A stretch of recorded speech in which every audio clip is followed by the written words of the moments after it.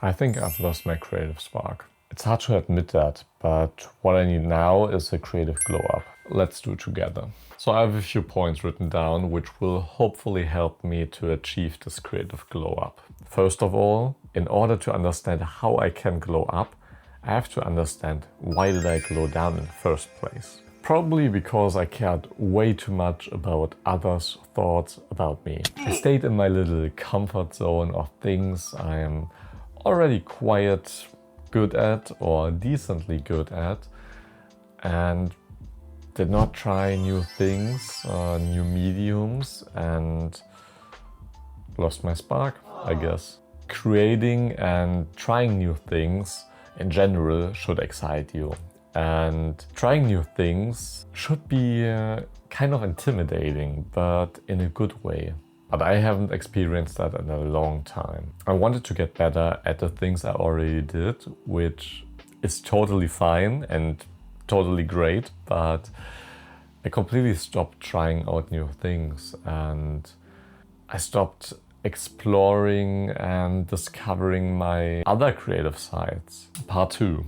Boredom is important. I think actually my phone plays a big role as well in this entire situation.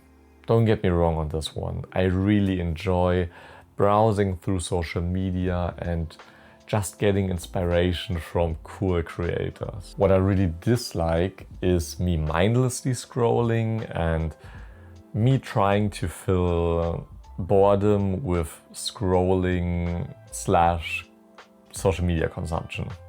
Because of my phone, I've completely unlearned the ability to be bored and to do nothing. Every minute I have nothing to do, I reach for my phone and check out Instagram. Psychologists and neuroscientists are pretty sure that being bored translates in some way or another into creativity. Maybe it's not as simple as I've explained it now, but you get the point. But it makes sense.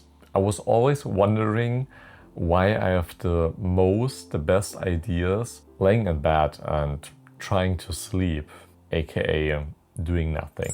Because of my phone, I see boredom as something I have to fill. Like freely filling up the time I have nothing else to do with scrolling. Because when else should I scroll? Because I mean, I have nothing to do. That's the time I can use to scroll. But I think being bored or doing nothing is really important. Especially for my creativity. So I got myself a brick. Not this kind of brick, this one. So basically this little gadget just locks up your phone. You tap your phone to the brick and it gets locked up and you have to tap it again to unlock it.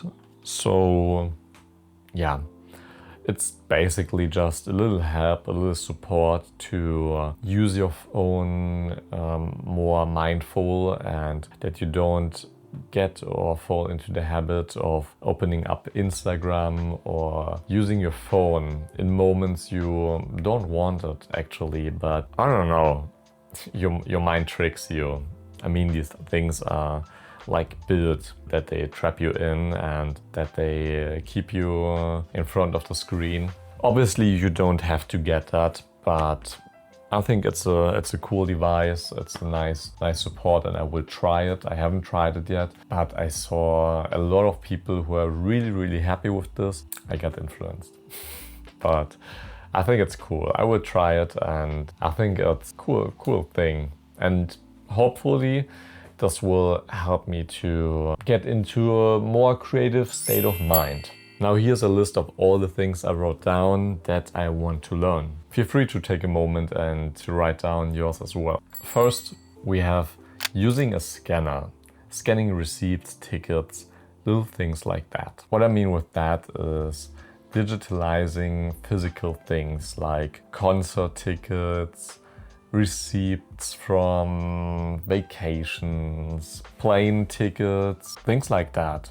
Things I want to preserve and maybe to use in some way digitally to do kind of mixed media arts and to be able to use them in my videos as well. Next up is junk journaling, and I don't know if you have heard of this term, but I think it's really cool, really cute, and a great source of inspiration for your creativity as well. So junk journaling is essentially just having a journal and posting, inserting, scribbling, all the things you collect, you feel like could be a nice thing for it. I don't know, like everything that you could imagine, and I want to have just a fat journal which I can flip through and have like a nice mix of textures, of materials, of different things, and I want to flip through it and just feel something. I want to feel memories, I want to feel little things, you know, essentially that. The next one I've written down is small 2D animations. You probably have seen some 2D animations in this video already, or some 2D doodles. I really like them and I want to keep going. I want to get better with these animations because they are such a cool twist, and I really like them when I see that I took my time and made these doodles, these animations, which take a pretty long time for me, but I feel like they just bring my video to the next level, and I think many of you appreciate them as well. So I will stay consistent. I really enjoy the process of learning a new skill and elevating my videos with the skill. Food illustrations. I'm not good at drawing, not at all, but there's this one creator, this one artist. I follow her on Instagram, and she, I think she does food illustrating for a living, and it looks so good. It inspires me all the time, every time I see it, and I just want to try it. I just want to do it for fun, and maybe I can make, I don't know, maybe like a cool cutout situation for Instagram posts or something, or for my YouTube videos. I just want to try food illustration. Yeah, that's something I'm looking forward to. Next up, we have film photography, something I was always afraid of, but I really enjoy just having this film stock look. Yeah, this imperfection. I think there's something about it, and I really want to learn it. I really want to try it. I think that's really cool. Poster designing. I did posters during my bachelor in media design, and I wasn't the best. There were some students that were far more skilled than me, but nevertheless, it's super fun. And you should never let your ability or your wish to create be influenced or inhibited by the skill of others. I'm not good at a lot of these things, or actually I don't know, because I've never done them, but that's the exciting part of it. Today we are doing the first thing I've never done before, which is digitalizing. I've always been afraid of using stickers, even though I love them. I'm never sure if I really want to waste one, or if I wait for the perfect place, the perfect situation that just never comes. And I let my favorite stickers all collect dust. Honestly, it was easier for me to get a tattoo than using my favorite stickers. Here I have some really nice Snoopy stickers, which I got in the Snoopy Garden on Jeju Island, South Korea. So today we will digitalize them so that I can use them as often as I want, at least digitally. We will make a little poster with these, a cute little poster with my newly digitalized stickers.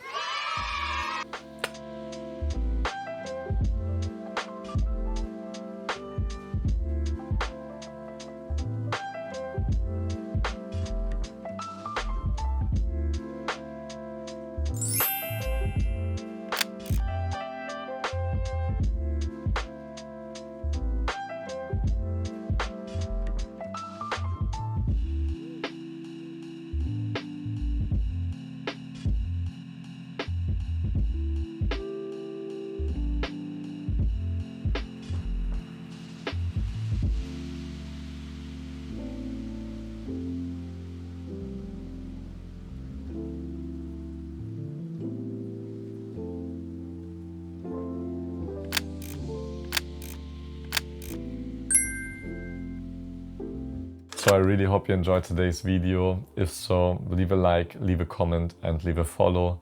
We see us in the next one. Take care. Peace.